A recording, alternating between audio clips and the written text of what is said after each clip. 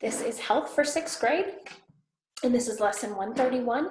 You're going to need your book for pages 23 to 26, and we are going to be looking at some safety precautions that we need to take.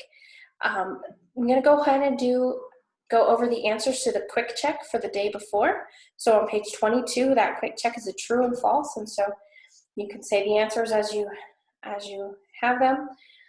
True or false? It is important that the ice be checked each day before you skate on it. Is that true or false?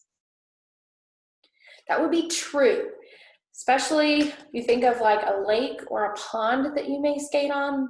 One day may be just fine, but and you skated on it in the morning, and then in the afternoon, the sun was shining all afternoon, and that ice started to melt.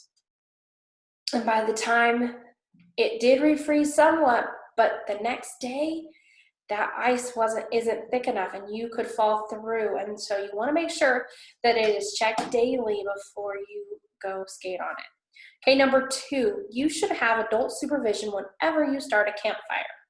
Is that true or false? That would be true. You need to have adult supervision to start a campfire. It is not safe otherwise. Okay, number 3, plants with sets of 4 leaflets are usually poisonous. Is that true or false?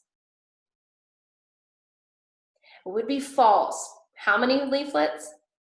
3. Yes, 3 leaflets. Leaves of 3, let them be. Okay, 4, ticks can carry infectious diseases. Is that true or false? It would be very true. Ticks are very, very harmful in that way. They carry those infectious diseases. And then number 5, the coral snake can be identified by its red stripes next to its black stripes. Is that true or false?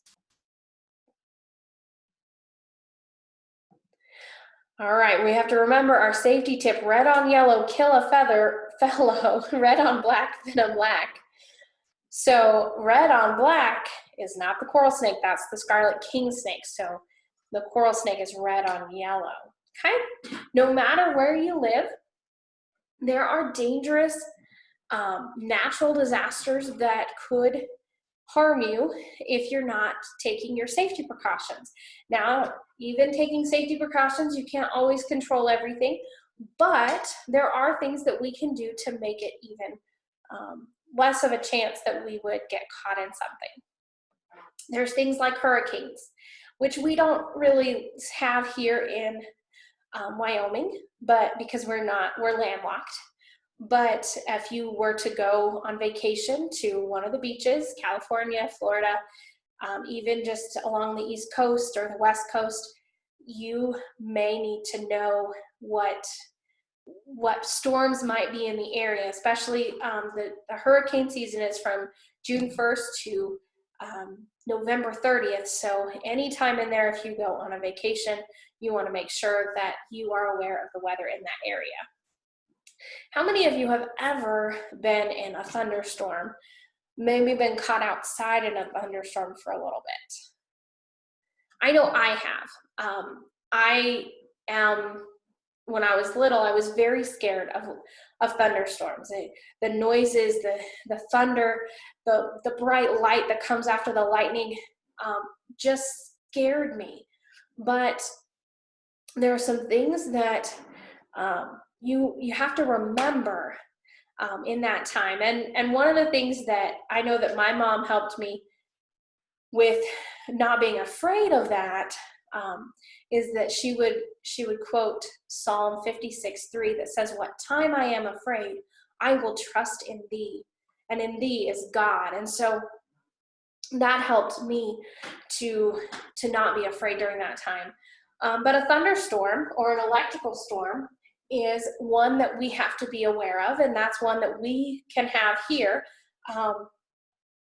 And it's the most dangerous part about that is the lightning, because lightning is, if it could strike you and you would be shocked or electrocuted. It could strike an object near you, and that could go through the ground or through something that you're touching that is a connecting point to what got struck, or it could be that you touch a live wire. And that's another thing that we have to watch for, is that during a storm, wires can get blown down because of trees or because of something else. And a live wire that touches a house or a tree can catch it on fire almost instantly. And so that's a big danger with it.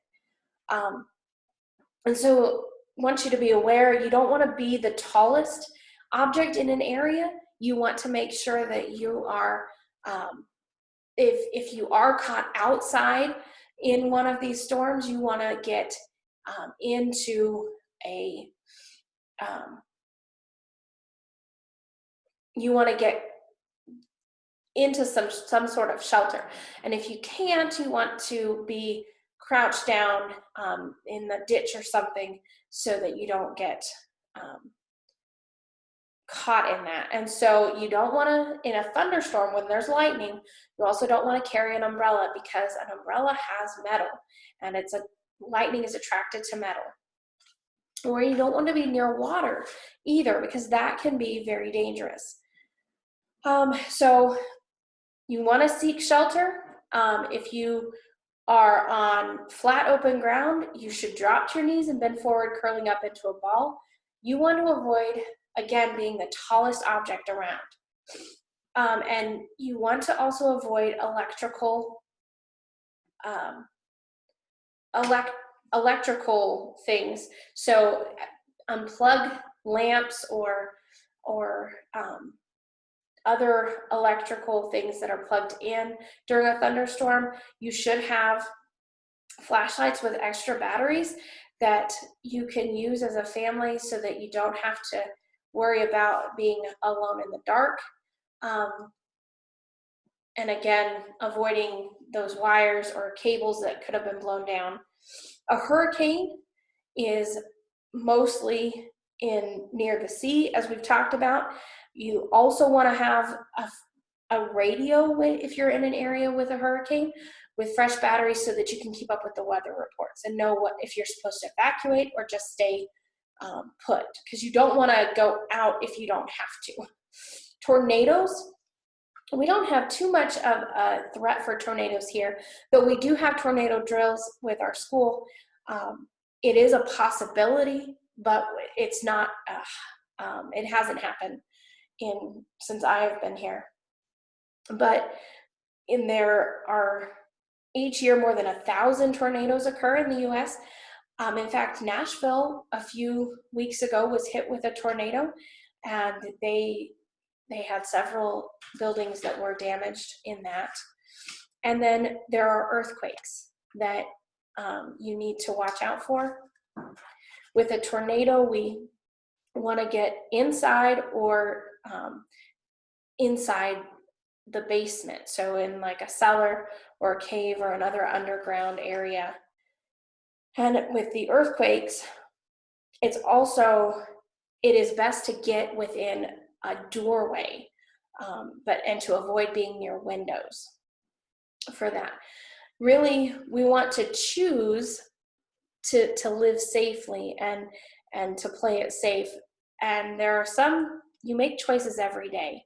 You make choices for right and wrong, and you make choices of what you're going to eat for breakfast or what you're going to wear. But if you decide to practice the safety habits that we have discussed in this chapter, then you can